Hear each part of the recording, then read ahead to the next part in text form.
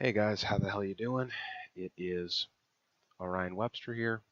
I can't remember if I've been using my regular name or my or OWTMS, but in any case, welcome back. I know it's been a very long time since I have um, recorded or uploaded an episode of the Intellectuals Paradise podcast, and now I'm considering the name because it sounds a little bit arrogant and perhaps a little silly, but I guess it's too late for that now. No. But anyway, I thought that I would try a different format for today, just as kind of a little experiment for myself, so that I could um, provide um, more meaningful content, both for myself and for you guys, once this podcast actually gets some listeners. No. But normally, and I'll kind of explain a little bit what I've been thinking about here. So normally what I do is I will typically just have an idea in my head and kind of write about it, but I'll write as if I was, say speaking to someone or speaking to an audience or whatever. And I'll do it from kind of a know-it-all perspective, in the sense, I might ask questions and stuff like that, but I do it in the way you might expect to see it done in, a self-help book. And what I realize is that's really not the kind of um, sense that I want to give people, for anybody listening. I don't want this to be or sound like I'm some kind of guru or I'm some kind of internet fucking doctor who knows all this stuff, because I'm not that guy, number one. And even if I were actually a qualified professional, which again I'm not, I don't play one on the internet. Um, I don't think that that gives me any right to be arrogant, because actually the person that I try to be is somebody who is, at the very least, humble and reasonably receptive to new ideas so that I can learn and grow. And that's something that I really value. So, um, what I hope for today, and basically the idea with this new format, is that instead of doing a very you know, I'm as a guru after reading this book, I realized all these things that are absolutely true, and then I have to now tell you because I know what I'm talking about. I figured that I would do something a little bit different, and it's going to be hard for me to actually articulate the difference because I haven't tried this yet. So I'll let you guys be the judge of how this actually comes out. But I am feeling that the spirit of this is quite different. So I think this is going to be quite a different kind of podcast than the ones I've done so far. Although, in some sense, I haven't really discussed that many topics because I've only done a very tiny number of actual recordings and episodes. But anyway, without further ado, so the idea here basically is that instead of, writing out an essay on an idea that I have in my head, I'm just going to write down questions, or maybe a question, or just however many I get to in a half an hour, or whatever, and just talk about it. And the reason I'm doing that is because, and the reason I want to do this podcast initially is because one of the ways I learn and that I become better at articulating stuff is actually by thinking out loud. So in many cases, when I want to work something out, I'll kind of basically think out loud or talk to myself to where I get it worked out to where it's in terms it's in words that could basically be understood by other human beings, to put it simply, and to where it just makes it a lot easier for me to write those ideas or to really store those ideas in my memory and access them later, and that's something that I want to be able to do. So anyway, and I haven't actually written the questions down yet, so you guys will be getting that too. I don't think I'll go silent or anything for a minute, but I'll just kind of come up with a question and then I'll kind of dig into it. And basically, this podcast, I think it'll be more interesting because basically what I'll be doing is just kind of thinking out loud, which is what I already kind of do anyway. So we'll see if you guys find that more interesting. Um, so actually, and maybe question isn't the right word, maybe idea is a better word because it might not always be framed as a question. So I was just watching I don't know if you guys have seen it or heard about it or whatever, if you know who these people are. I was watching an interview. Um, it was Russell Brand interviewing Sam Harris. I think it was like episode 45 of Under the Skin or whatever the hell it's called. And they were they were discussing a couple of different topics. You know, they were discussing ethics and spirituality and religion. And if you're familiar with Sam's work, you know, you'll know that he often talks about the link between ideas and actions, and specifically the links between specific religious doctrines and behaviors and so on. And for the sake of not boring you or potentially um, rewarding myself with any nasty labels for agreeing with anything that Sam Harris has to say, although I'm not afraid of that, to say the least. So I'm not necessarily conveying an intellectual cowardice. That's just not the purpose of what I'm trying to do here. Um, one thing that jumped out to me was Sam's motivation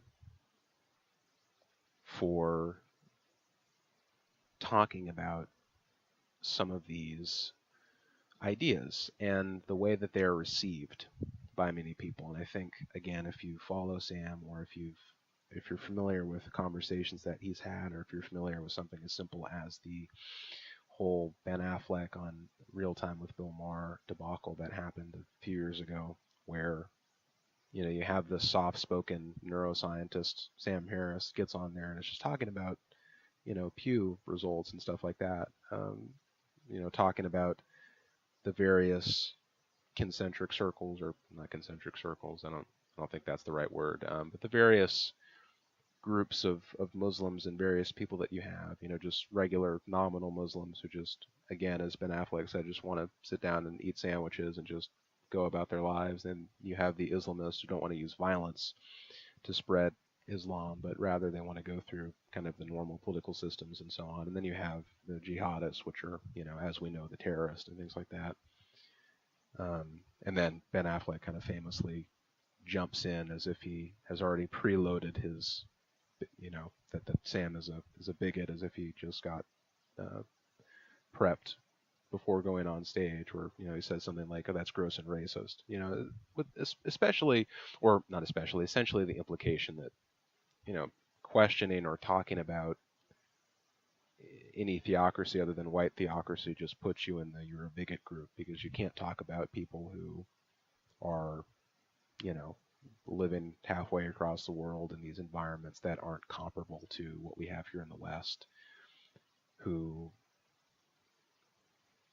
aren't. I think, and forgive me if I stumble around here for a moment while I try to articulate this, but I think a lot of the problem, or a lot of the problem with how we talk about ideas, that they have in some of these, not really Muslim cultures, but in the Middle East or in the places that we're usually referring to when we're talking about some of these issues, is the people who are talking about them. And I'm not going to single out political groups. I'm not going to say the liberals do this and the right does that and this and that, because I'm not here to do that. But very often, and I guess I am kind of doing a little bit, you'll notice that the left, at least to me, or I shouldn't even say the left, but that many people, because they don't see the brown people in these other countries across the world as equals, they see them almost as pitiable, and they don't think that we can criticize their ideas because they're not operating from the same assumptions as we are.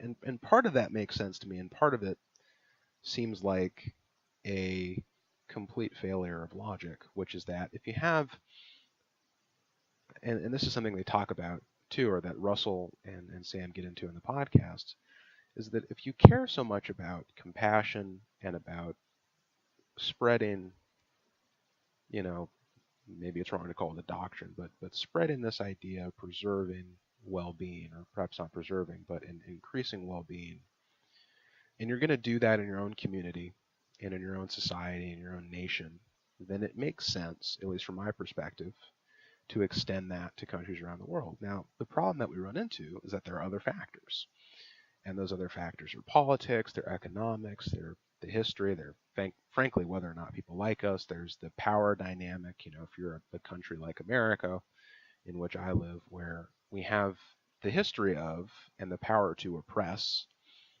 many of these other nations. And so we're coming at it from a perspective where people, and I don't happen to be white, not that that's relevant, but where sort of the secular white guy from the West comes along and then starts criticizing people in these other countries across the world for wearing particular clothing, and so on. And that's how people, I think, in the left try, and I think I don't want to paint them to be bad people, because I don't think it's motivated, at least by, I don't think from most good people that being disgusted by those criticisms comes from a bad place. I think it's because they legitimately want to be respectful of their culture and their religion. And I think that's a good thing. I just think that we take the axiom too far, because we refuse to acknowledge that the fact that our own daughters being, having their genitals mutilated is just as bad as people in these countries in the Middle East having their genitals mutilated, right? In the way that it happens in the female side, which is very different from circumcision. Although I know many people have kind of drawn, I don't know why I'm blanking on the word there, but you know what I'm trying to say.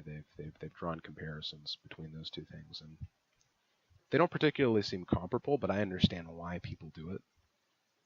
I think the other fundamental problem is that it's like, even though the baby, you could say in the West doesn't decide to be circumcised, it's a very different kind of thing. It's not as if anybody is forced to get a circumcision, and we don't really have a culture that supports forcing people to get it, even if they don't want to. Now, of course, there's this other argument, there's the other side of it, which is that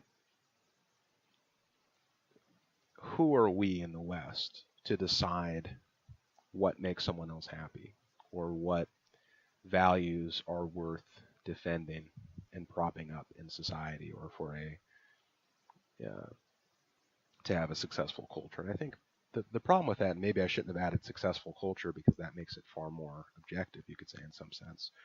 But the problem with that is that whole proposition, even though I think it's based in compassion, really has the side effect of blurring the lines on what we're really talking about here. Because what we're not saying is that, this culture eats this kind of food and we don't happen to like it, so you're not allowed to eat it anymore. What we are saying is that, that, not allowing your women to read or drive cars, and forcing them to wear certain kinds of clothing, and forcing them to be this many steps behind a man when they leave the house, is actually not productive, or not conducive to creating a productive, successful society that can actually compete economically with other nations in the world, which I think those are testable statements, right? And because they're testable, I think what's important here is that it's, and this is an idea I was going to bring up, is that I don't think it's oppression. If you have an example in a kind of a thought experiment where you have a powerful society like America, and then say you have an island or something with, let's just say for the sake of example, a population of 10,000, and they've got their specific religious ideas. And one of those ideas is, hey, our to appease our God, or whatever it is, or the thing that we believe in, one of our beliefs is that women are not allowed to read, right? Here in this book that's been passed down from generation to generation, our tradition says that, you don't do this, this is a bad idea, it's going to piss our creator off, however you want to phrase it. And then we as America come along and we go, okay, that's dumb. Like, why are you doing that, as we like to do? So I think the problem is that it's quick, it's easy to jump on that and call it a lack of being able to appreciate cultural differences. But I think what's important to notice here is that there is actually a real effect that is objective, that is testable, which is that, you know, we can use empirical data to figure out whether or not that is a good idea, in terms of whatever metric you want to look at, how much the country is actually able to produce, intellectually, or just in terms of what products they can make and their economic success, or just the well-being of them as a people, or whatever metric you want to look at. But fundamentally, and this is my distinction, is that I think it's not oppression if our suggestions stop at suggestions and at ideas. And hey, I know I'm coming from a different perspective. Here's what I think. Here's what our data shows us about what you're doing. And they can take that and they can do with it what they will. And we can have a war of ideas, as it were. If it becomes a war of weapons, that is a very different kind of scenario, because then it's no longer about it's no longer necessarily about improving the well-being of that island, because now it's a more powerful society coming in and telling a smaller society what to do, and that has the power dynamics and politics and economics. And we could be saying that it's motivated by, wanting to make their culture better, and really we're just going there and sacking their shit and, mining for some resource that we want. And so that creates a completely different kind of situation. So that, to me, is the distinction, is that if we don't have the conversation, or I should say, if at any point the conversation turns into violence, then it's a very different kind of thing that we actually should be, that we should stand against. If it is a conversation, if it is in the spirit of giving your neighbors and giving your fellow conscious, creatures, a chance at registering some different ideas and kind of having a new look at how they might do things so that they can become better and they can learn and grow. I think that's a completely different thing than going in there with, steel and gunpowder and making things happen that way. Because I think,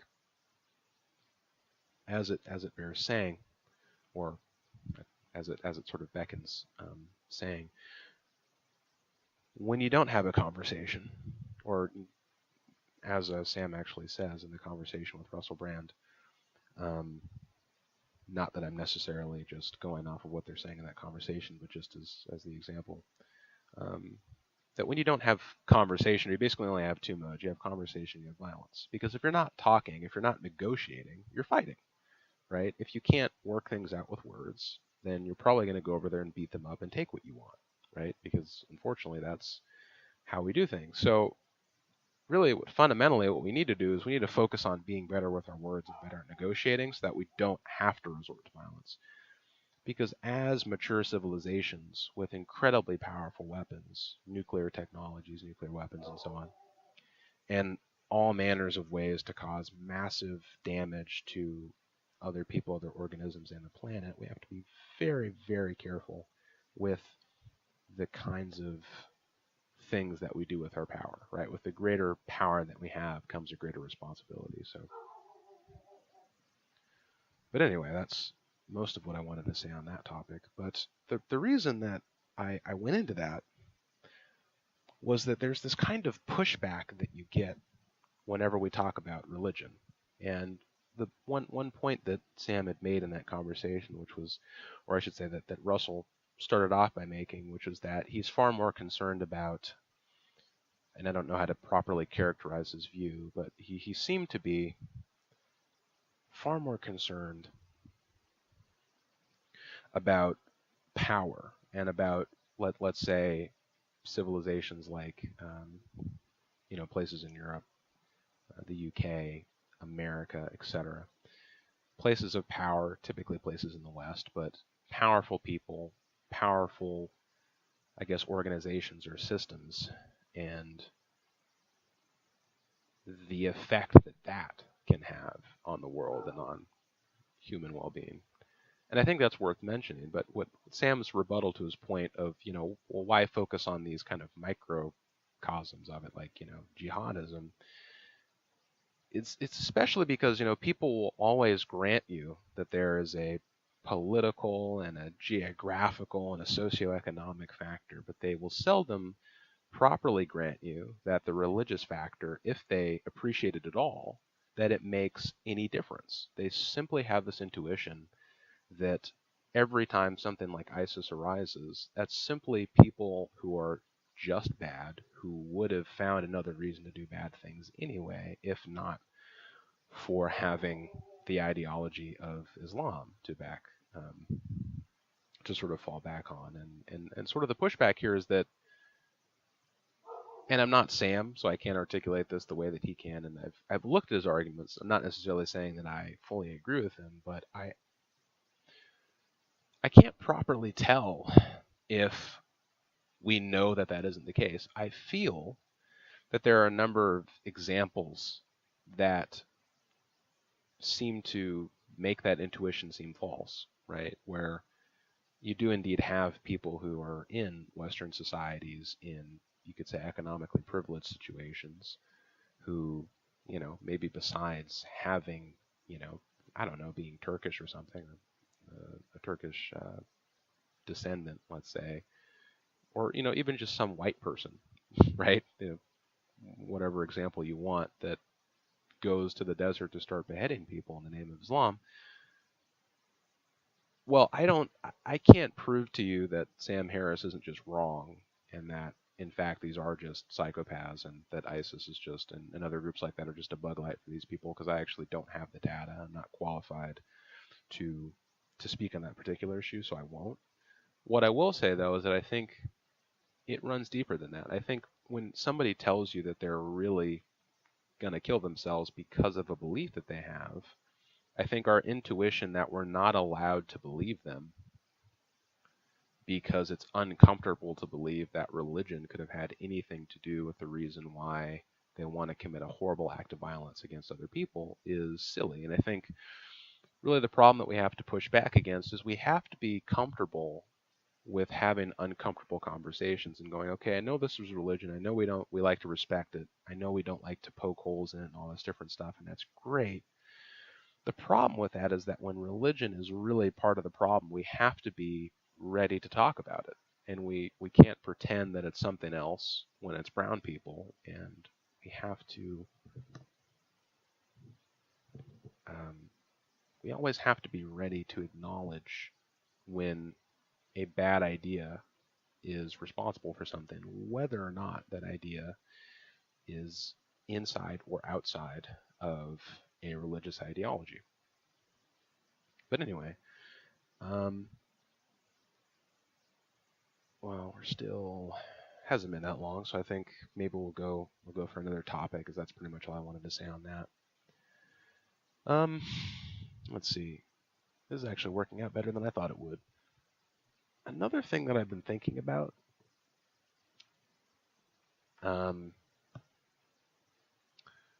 is education. That's a big leap. That's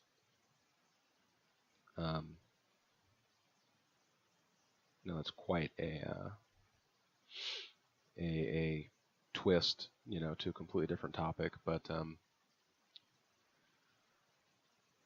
education is something that I personally have had maybe not a really unusual experience with, but it's an experience that I've always been really concerned about, I guess. And I've always thought that, and I've spent a lot of time thinking about this and kind of looking at this and thinking about what it is that school did and did not do for me. And you can probably tell based on what I just said there that I didn't have the rosiest school experience. And it wasn't something highly potentially emotional like bullying or anything like that. Because to say the least, I'm not a small guy. I experienced the dynamic of bullying. I wasn't a bully. I mean, it, like, providing a personal bio isn't something that I'm necessarily going to do here, but I'm kind of a larger, like, black guy, even though I may not sound like it. So being in, elementary school, middle school, most of this is happening, because oddly, it never really happened to me in high school. although I suppose that makes sense. And I don't know. I think just being a millennial, it's not something that happened to me in my area, in my particular microcosm of society. So I suppose I was sort of lucky in that sense. But it wasn't anything like that that concerns me. In fact, I think bullying is, and and if you guys are interested, although I don't know how interesting that would be, I actually don't think bullying is that complicated of an issue at all. But if it comes up again, if I want to talk about it, I'll come back to that later. Or if you guys are interested, we can always touch on that in another video. But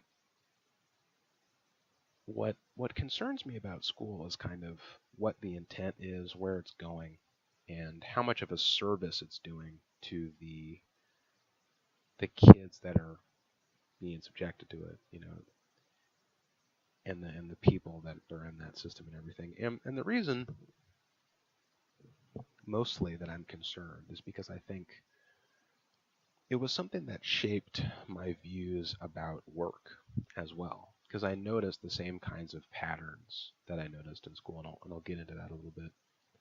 So, my experience with school, and this all this all kind of is intertwined with my home experience and my parents and so on, and that whole dynamic as well. So I'll talk a little bit about that as well to provide a greater context for where I'm coming from, because obviously that is most of the reason why I think what I think. So I think that's important as well.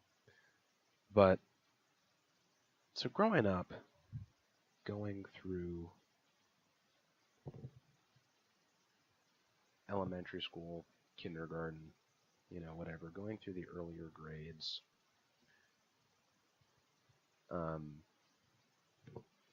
one thing that jumped out at me, I guess, and actually I should go back further than that even. So when I was very young, my mother and father are divorced.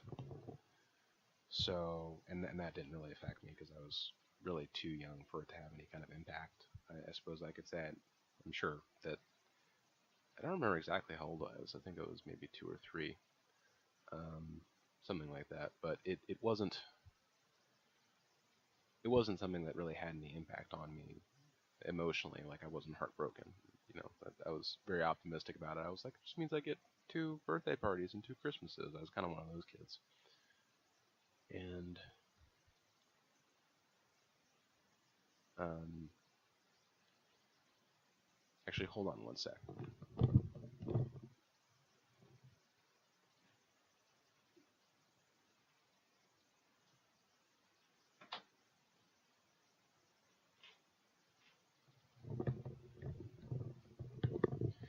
Sorry, closing my door. Didn't feel like editing that out. Um,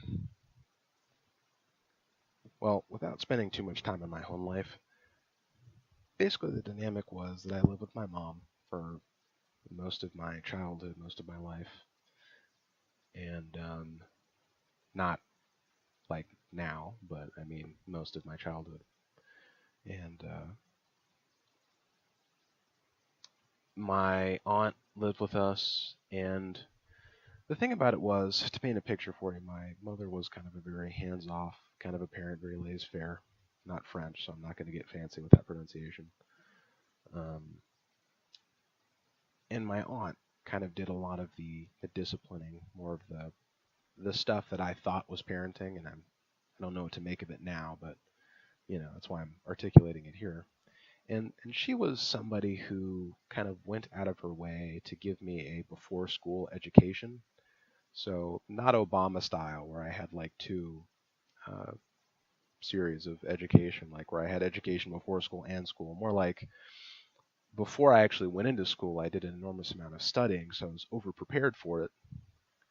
And I think that supplemented, or and actually, because I'm not a neuroscientist, and this isn't meant to come off arrogant. It's just a matter of fact, kind of a thing. But I don't know if my high IQ allowed me to do that, or if that facilitated a high IQ. I'm tempted to say it was a little bit of both, but I wouldn't call myself like a gifted person.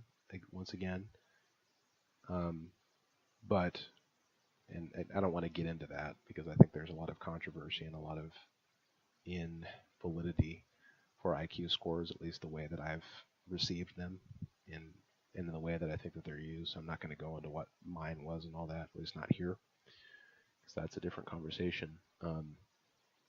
But I think that that personally facilitated a lot of growth for me and is what kind of got me thinking cycles ahead of other students. And I think that created a problem for me because it meant that I never really fit in. It meant that, I was always first to complete the assignments. I knew all the stuff. I helped other students out with their homework. I was a know-it-all. I was relatively large, so kids attempted to pick on me for whatever reason. I can't really put my finger on it why. I mean, I'm not dumb. Maybe it was because I was smart or whatever. I don't freaking know. Um, but I'm not an expert in that area of like this, whatever that is, a dominance hierarchy on the playground. I think it's, you know, but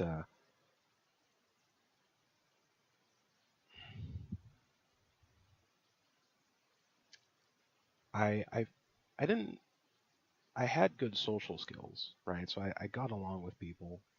I had friends. I wasn't like an odd one out. I wasn't weird, but I felt academically and intellectually out of place. Like, I felt like I had a certain maturity level that was above the other kids, quite obviously, and the teachers told me this.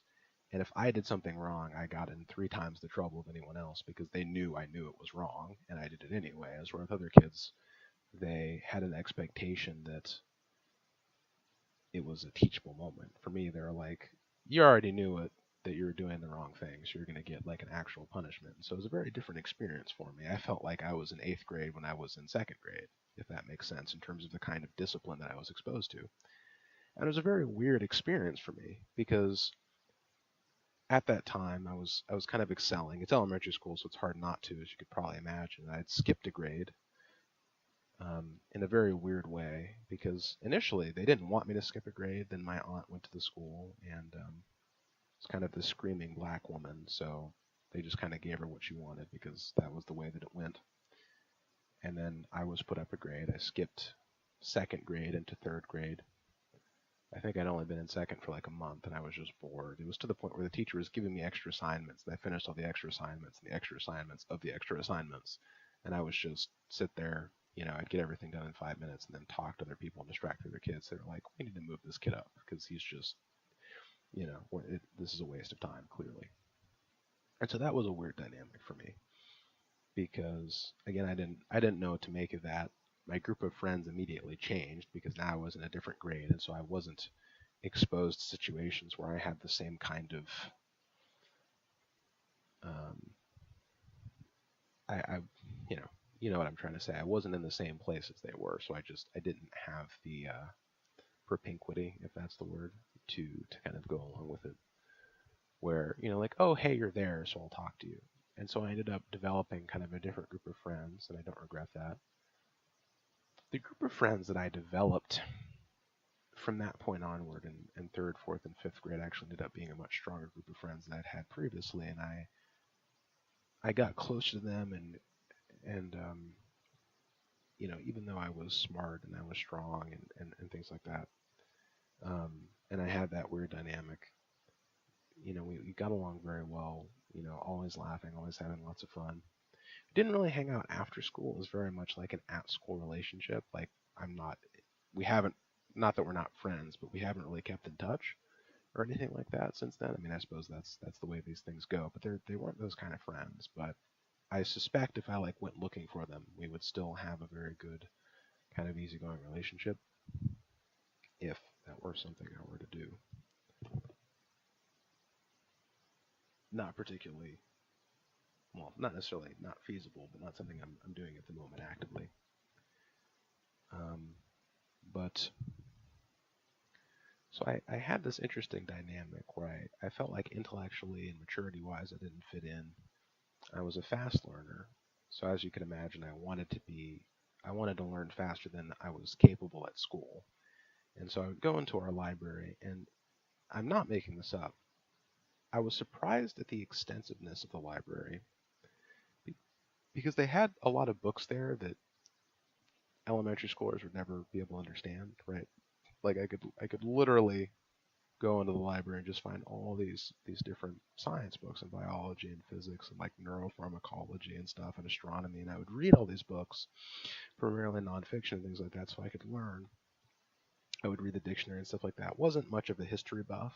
Wasn't really into philosophy at that time, at least not really. I've gotten more to that now, but I was really just reading hard science books because that's what I thought would give me the most value at the time. And I was kind of right, kind of wrong. Obviously, I think there's more to intellectual life than just biology and physics than I appreciated then, and I'm learning that more and more now. Um, but that was very interesting for me because I got an opportunity, and this is not meant to be a bio podcast where I tell you about how cool I am. I'm not trying to do that here. This is just an important context for my ideas in education. But basically, because of my educational experience, where I was kind of the smart kid, and I felt like I was smart because I had some talent, and I probably had a high IQ genetically, but I also earned some of it, if that makes sense, or at least I felt that way.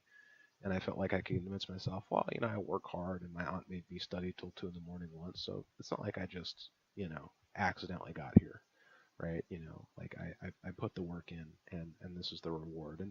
And I legitimately thought for the longest time that I was going to like breeze through school, and that if all went well, I could continue to skip more grades and be one of those weirdos with a PhD at 15, and I could just kind of skate through life like that.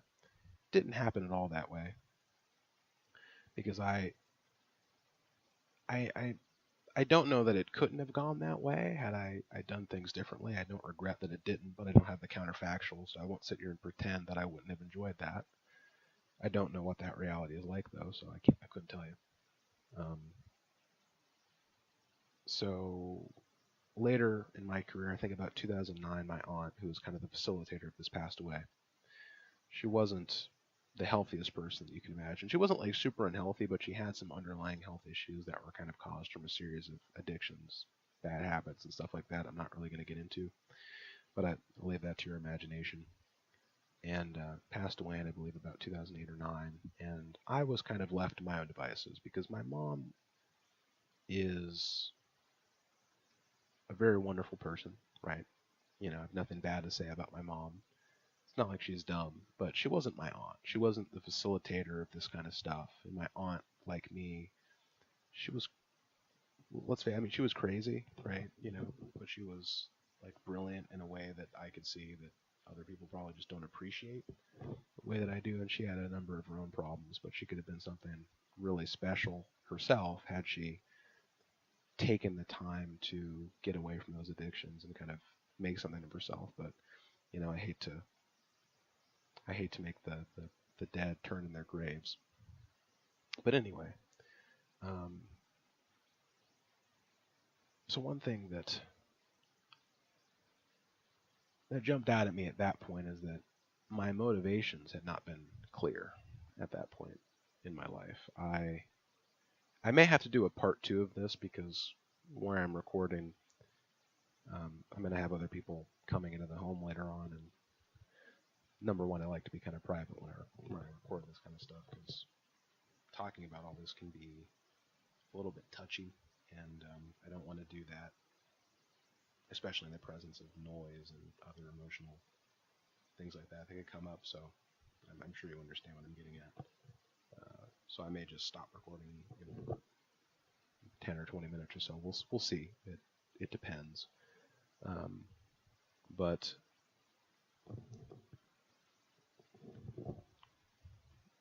it left me with this feeling of that I had lost something, and of course I had, but not just a person. I'd lost much more than that. I had lost my driving force in life because what had motivated me up to that point was that my aunt was there. She was strict. She was disciplining. She was also the one who gave me the most spankings growing up as a kid. Back when that was acceptable. Can't even do that now. And was kind of my guiding light in a way that I think I now realize may have been unhealthy because what she was doing is she was doing the work for me, not I think you know where I'm going with this. Not the academic work. Like obviously I was doing my homework. She wasn't coming along and taking my hand and making me look smart. It's not like I was dumb. Like I could figure this stuff out. But she had taken away from me the opportunity to figure out why I was doing what I was doing and why I got up in the morning and what I was supposed to do my homework for and why all these things were important. Because I was a thinking brain and I had arrived at that point in my life where I had kind of a young person's crisis where I realized that I had all these aspirations that weren't my own, that weren't put there by her, but they are the aspirations of a little kid who was exploring everything as if I had infinite time and infinite resources, and I can be an astronomer, chef, biologist, this and that. I wanted to be everything, and I still sort of have that element, and of course that's shaped how I've lived my life since then as well. But I didn't get a chance to have a reality check. I was just sort of coming up with ideas that I never tested my assumptions of the feasibility of these ideas. And it's good to imagine. It's good to dream and have ambition. I'm not knocking that, but I never got to stop and look at that and go, okay, great, you could get a PhD at 15, but why? Why does that matter to you? What's the bigger picture here? What's going to make you happy? And all these questions that kind of came into my head around that time and that have really stuck with me to this point that I'm constantly thinking about. And even though I've, to a certain degree, I don't want to say figured it out, because I haven't figured shit out. Just because I've gotten older and wiser, and hopefully, um, doesn't mean that I have all the answers now. All of a sudden, I'm not that naive. But I've realized, at the very least, that this is a constant process for me. And there's a number of reasons, everything from like diet and just the environment and things that could stress you out and things that make you question yourself, and that's normal. But I think there's also a normal and healthy amount of doubt that comes in where you go, I want this thing, but why? And do I really want it? Do I need it? And how will this make me happy? And how is this going to play out over the next 5 years? And what's my week going to look like? And these are things that I get to figure out because I don't have a regular job. I'm kind of been floating in and out of the education system. And I have way too much time to think in a way that's been really fantastic and overwhelming for my brain because it's all I do is think. Um, that's why I have a sleeping problem. Probably not because I don't actually stay up at night thinking about much of anything. It's just I've been working on that, but that's a separate thing. But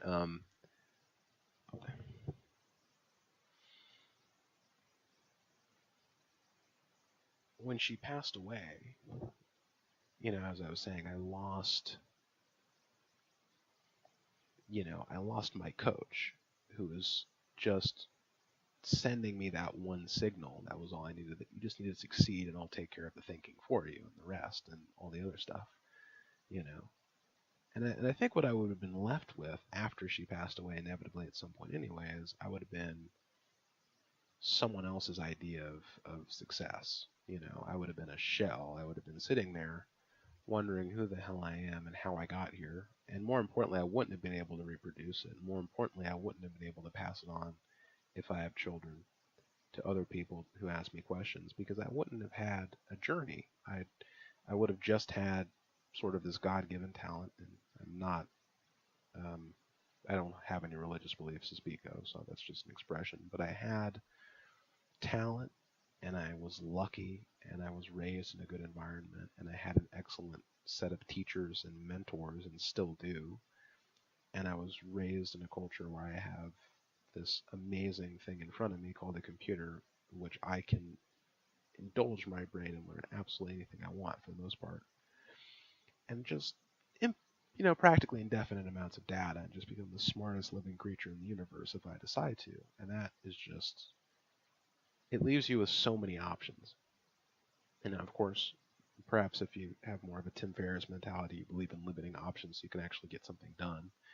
And not putting words in his mouth, but I think that's a kind of idea that he would have when he talks about like the monkey mind, for instance, if you're familiar with who Tim Ferriss is. the author of the 4 Hour Work Week and all that, if you know anything about that. That was another thing that was actually really influential for me, that was part of it, at least something that um, made me do a great deal of thinking about the education system and about work and about lifestyle design and all these different factors. So, Aunt dies 2009-ish. I'm going through finishing up elementary school, going into middle school. So I migrate, I go to a middle school that is middle school and high school. So it's one of those kind of schools. And I kind of have a new experience. I'm going to what's called an option school. So I'm not on track to go to the school that you would normally go to in the district where my friends were going. I went to a different school. That was a choice I made because I had a weird bullying dynamic where I was getting into a lot of fights in elementary school, and to avoid that dynamic, I wanted to basically change faces, change people, change environments, not have anybody knew who I was. And it worked. I never got into another altercation in the way that I had previously, and I could focus completely on academics and on thinking as I wanted to. Although I later found that to be very boring. I'm kidding. um, but what um, made a new group of friends that went well. Got to 7th grade, fizzled out, lost my motivation, didn't know why I was getting good grades, started failing the first subjects that weren't just a matter of opinion, which was basically math, and then just everything where homework actually made a difference, and just stopped doing my homework, started getting depressed, started questioning everything, started losing all my energy physically and mentally, and sort of had chronic fatigue and was sleeping a lot and come home and just immediately take a nap and not do my homework, and I was just exhausted, fatigued. And that only got worse over the years. So I got extremely depressed, thought that school was making me miserable because I just hated it. I wasn't getting anything out of it. I didn't have anybody telling me I was doing a great job, you know, to keep me going. And I didn't know why I was alive or why I was doing any of this stuff. So I had a fantastic middle teenage year crisis um, that, made me feel very alone, and that sort of led me into a very strange kind of stoicism where I knew that the only way I was going to get through this was to toughen up and to sort of, read more books and sort of make myself better and stop being so goddamn pathetic. 12 Rules for Life. No, I'm kidding. Haven't even read it yet, so I can't really do that. If you know what I'm talking about. It's Jordan Peterson's new book, if you're not familiar with him. And I'm not going to get into Jordan Peterson and whether I agree with him on stuff. That's not what this conversation's about. If you think he's like alt-right or something, don't hate me for bringing him up on this podcast, because we're not even talking about that right now. I'm leaving it at that. But anyway, um, oh, where the hell was I? So getting depressed, losing my energy. My aunt is a very forward-thinking person, very intelligent on my dad's side. The other aunt was on my mom's side. So on my dad's side, recommended to me Tim Ferriss. I think this was, fuck me, a couple of years ago. Yeah, I think you can probably guess from that I'm not that old. I want to say this was like 2013, maybe before then. I don't really remember. I read it. I think I read the 4 Hour Work Week in 8th or 9th grade. I don't really remember.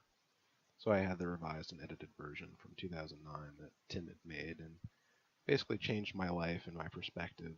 And being a young person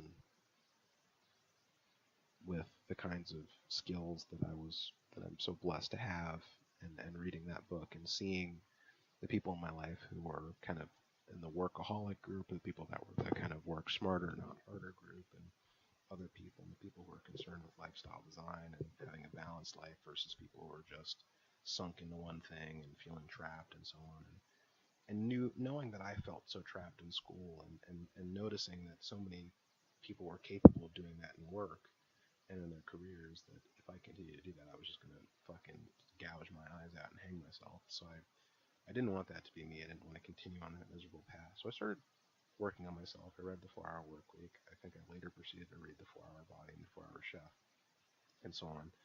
I know the titles sound ridiculous, but they are actually a great series of books that are far more insightful than the covers would lead you to believe. Let's put it that way if you're not familiar with them. And I think, and granted, you may not agree or you may not find him as useful as I did because I was in a very different place when I discovered Tim, but he continues to be, with this podcast, a an incredible inspiration to me, the kind of value that he gives, an incredible mentor virtually because I haven't met him, and somebody who changed my life. And I wouldn't say he kept me from killing myself because as depressed and as I was and having suicidal thoughts, I'm not someone who would legitimately kill themselves. I wasn't cutting, I wasn't doing stuff like that. Never been one of those types, but he definitely kept me from being a miserable waste of space, or at least he was able to divert me from that path much sooner than I might have been able to do it on my own or through some other means. As I think it would have happened later on anyway, just maybe not till I was 23. Or until much later, as many people. I think that's the great thing that I just want to say here is that part of the reason why I'm doing this is that I've been so incredibly lucky in my life, and I've had so many wonderful people around me. And I'm not just saying that; it's something that being through some of the things that I have been through, not all of which I haven't mentioned, of course.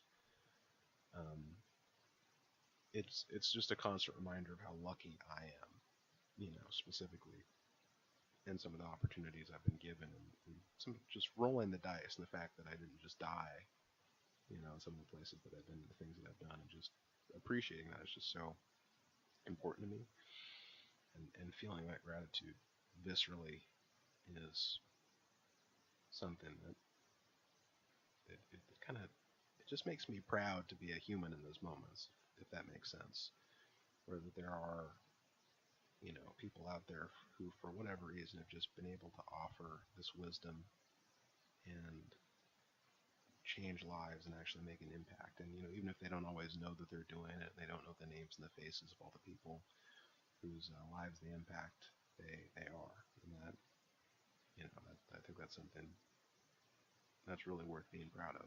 But anyway, um,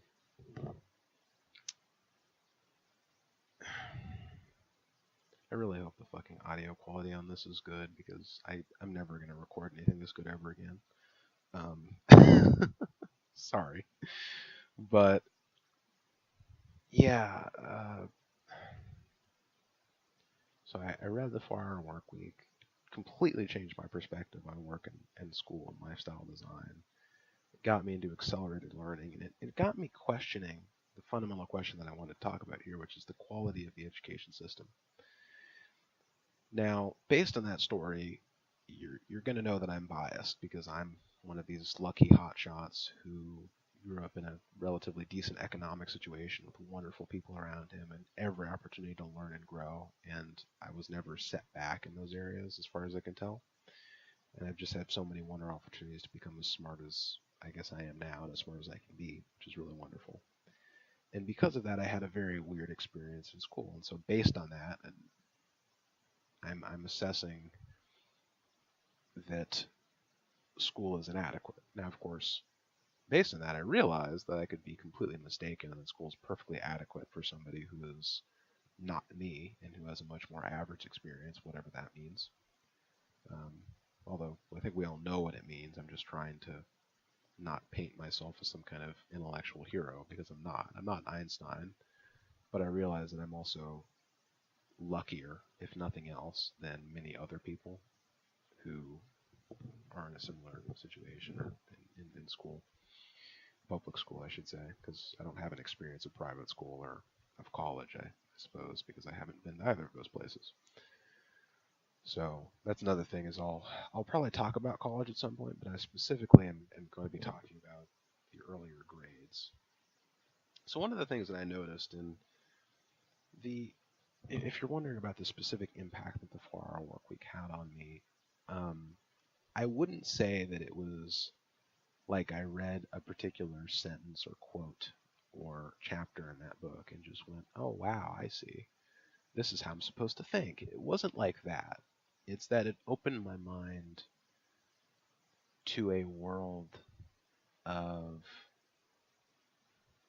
being something much greater than I ever thought possible. Not just being smart, but being insanely talented and being world class at something, and being someone who can actually teach other people how to be world class.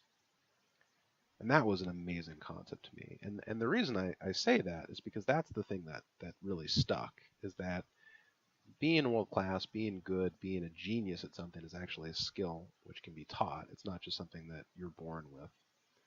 And I think the same things about many things people believe are unchangeable. You know, their weight, their blood panels, their athletic performance, their IQ, and so on. Many, things that people sort of, at least in my view, kind of ridiculously believe are unchangeable. And of course, I think many of us know that that's lying to yourself and it's nonsense, because there's plenty of data that shows that we're just completely wrong about these things for so long. But I don't need to tell you that. But at a very young age, I discovered that these things were malleable in a way that I think children assume that they are, and that adults later tell them that they're full of shit because they have a too rosy perspective of reality. And I had the opposite experience, which was I had smart people around me who were like, no, you can change the fucking world if you want to. And then I had books and incredible people who were like, and here's how you do it. I didn't have the experience where I had the curiosity worked out of me.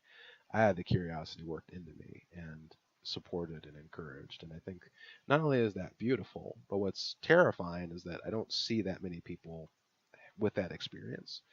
Now, of course, I do have friends um, who I think have managed to have a similar experience, and that doesn't surprise me because I probably attract those people. Because when I compare myself to, at least conversationally, to the other people at school, they're just I'm interested in much more meaningful things. I don't want to talk about some cat video on Facebook. I want to talk about things that are going to change our day, change the quality of our lives, and change the world, generally speaking, or something that's like really deep and cool, something where I'm going to learn something, where the other person's going to learn something. This is what really interests me. Is something that's going to be truly valuable and fulfilling. And that kind of language is not something that you would normally see from somebody my age. And, I mean, leaving you to do the math feels a little bit ridiculous, so I'll just say that I'm 17 currently. Um, because you probably could have figured that out from when I said that I read the 4 Hour Work Week. So I'm not. I want to make it clear. This is the reason that I really hate divulging my age, even though I just did it voluntarily. I want to make it clear that I'm not a kid who has been over influenced by the popularization of being successful or being the next Elon Musk or something like that, by somebody like Tim Ferriss, somebody who has this, lofty, everybody can be successful kind of a thing. Because number one, I don't believe that. Number two, I'm not that naive. And number three, I want to demonstrate to you that even though society would have you believe that your age is oh so important to the amount of wisdom that you're able to hold in your little brain, it's actually not. And there are a lot of people who, whatever age you are, probably half your age and 3 times as intelligent and 10 times as valuable as your ass. And you better fucking figure that out early on, otherwise you're going to be behind. And that's the only preaching I want to do in this video. But you better realize really quick that even if you believe you're at the top of your game can be better. My game can be better, right? Your dog's game can be better. I don't care whose it is. I think we can all improve. And I think that's an important lesson. And it starts with humility, but it starts with keeping an open mind. And if you have this preconceived notion that somebody who's a millennial, someone of a certain age, who doesn't have the experience, is just going to believe stupid things because they watch just the right videos, and they're kind of living in their own echo chamber, and so on and so forth. No matter how smart you are, you can fall into the trap of delusion. I know that, and I'm not saying that I haven't. I'm not saying that I never will or never do. I'm just saying I think the best tool we have against that is vigilance, and it's the ability to remain as conscientious as possible about when we are potentially actively entertaining confirmation bias and so on and so forth. So I just want to say that.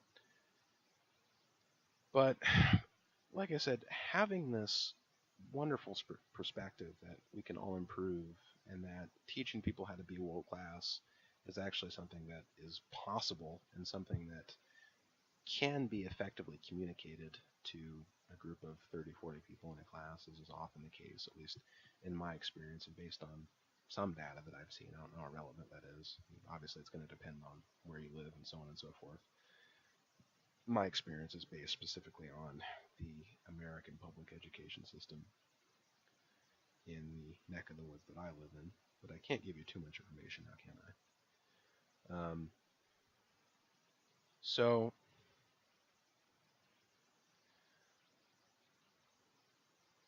what I want to say is that, and this episode has already gone pretty long, so I'll probably, I may have to do another part, so forgive me if that happens, but I'm just letting you know in advance because that could become the case.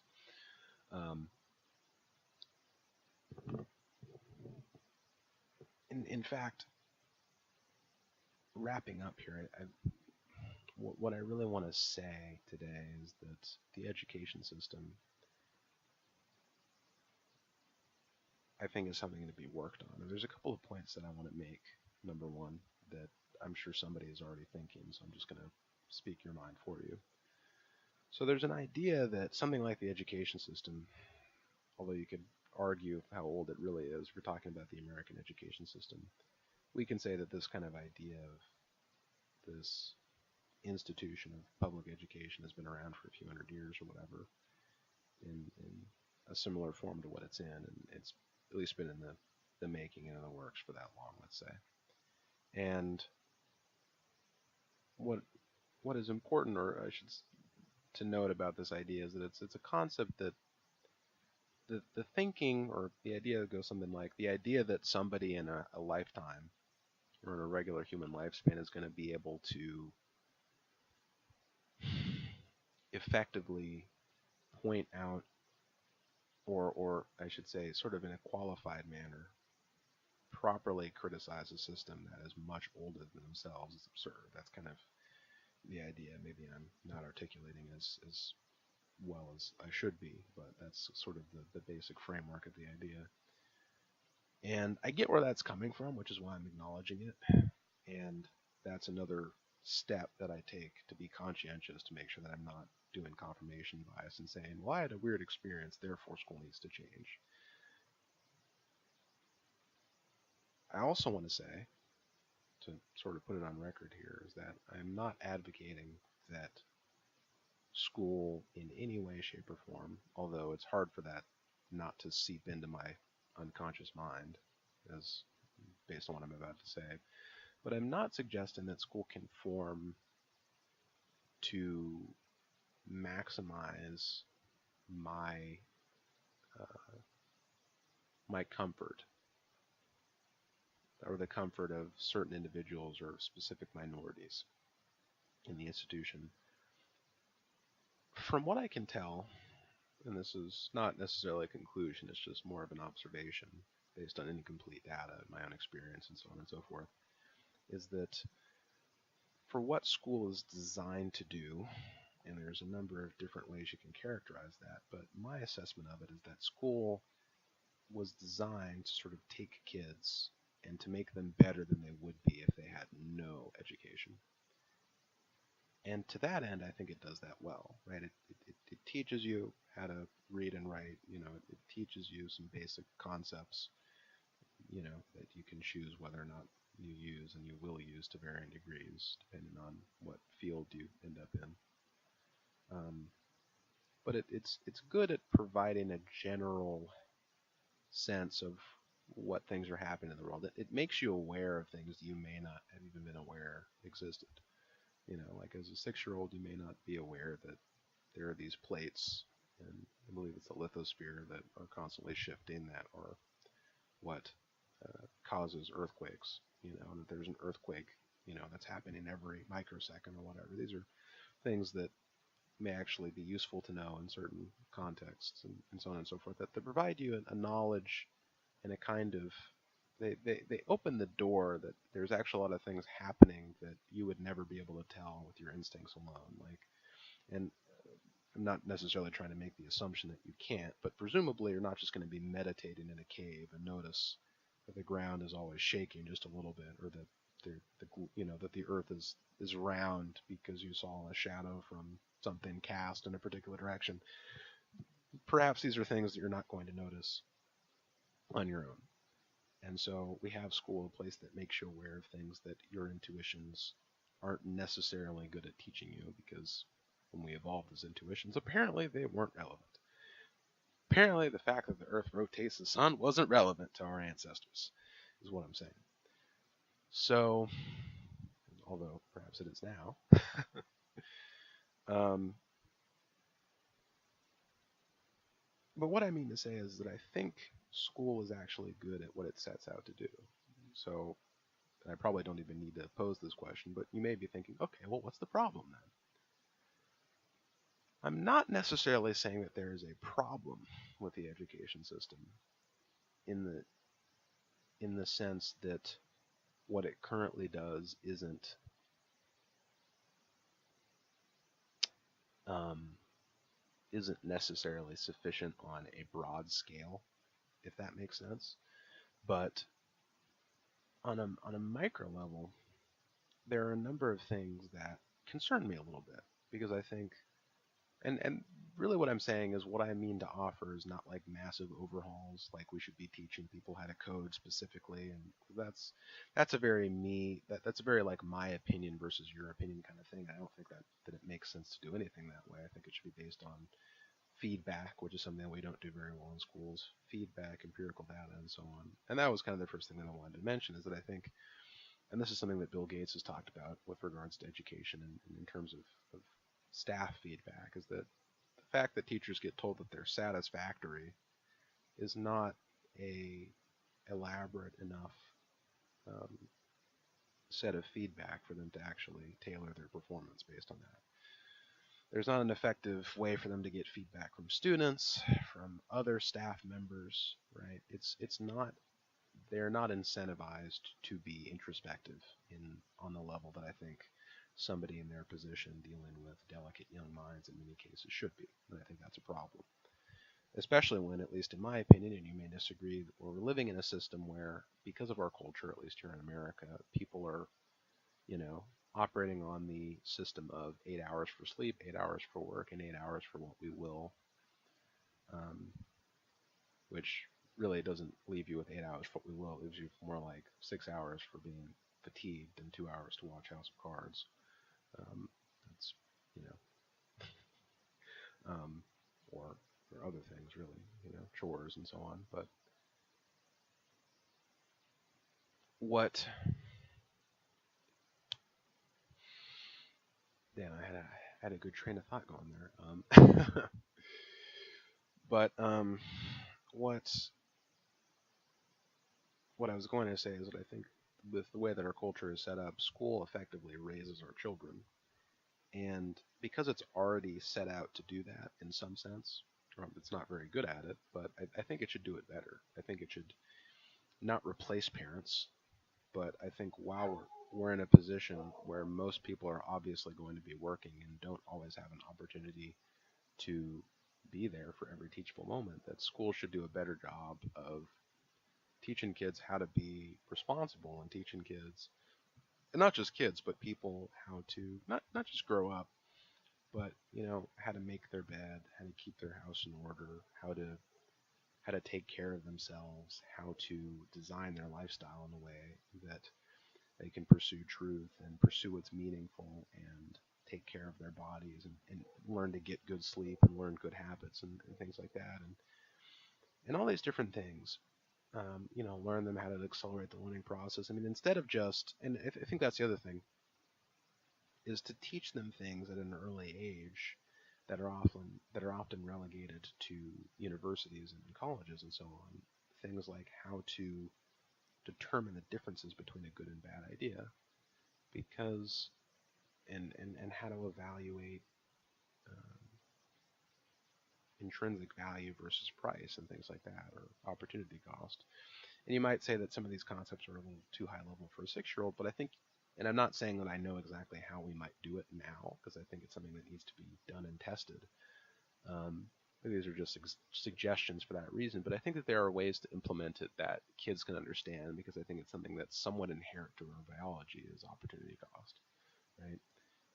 The reason, and I unfortunately I'm blanking on specific examples at this moment, but the reason we do one thing over another thing is because our bodies sort of did some kind of basic calculation. The thing that we're doing now has a higher yield or is more rewarding than another thing for the amount of effort that it requires. That, eating the goldfish is more rewarding immediately than eating the salad. That doesn't mean that it's a good decision, right? Because obviously it isn't in the long term.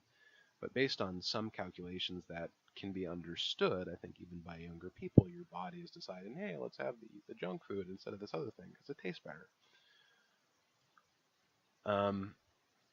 But I think one great example, and this is something I was thinking about earlier, and I'll probably stop the podcast after I offer this next idea, is that, for instance, we expect young people to make grand decisions about what college university they want to go to and take on decisions that have massive financial implications and implications on stress and well-being, that where they could take on tens of thousands or potentially way more than that in terms of debt. And we expect them to make that kind of decision without having first taught them how to weigh, pros versus cons, and how to determine opportunity cost, and how to mitigate risk and all these different things, and effectively how to think like an investor. And we haven't taught them how to do some of these basic things and how to figure out good from a bad decision, and yet we expect them to make massively impactful financial decisions, which just makes absolutely no sense to me. Because it also has a huge impact on our economy. Because it's a lot of money that we're throwing around trying to get these people an education. And we're not going to do it for free, because obviously then we're not going to have quality, although we could argue about that till the ends of the earth. But that's my current stance, and I'm not an expert there, so I will leave that to someone in the comments to tell me why I'm wrong there. But it doesn't seem that you can have quality and universality at the same time, generally speaking, if you also want to have affordability, I should say. You can have quality and reasonable affordability, but you're probably not going to have quality, universality, and affordability. Now I sound like Ben Shapiro in healthcare, or health insurance, I should say. Forgive me, but no, I'm not a conservative, goddammit.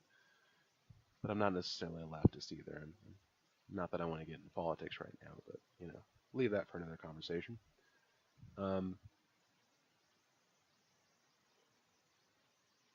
But yeah, what the hell was I saying?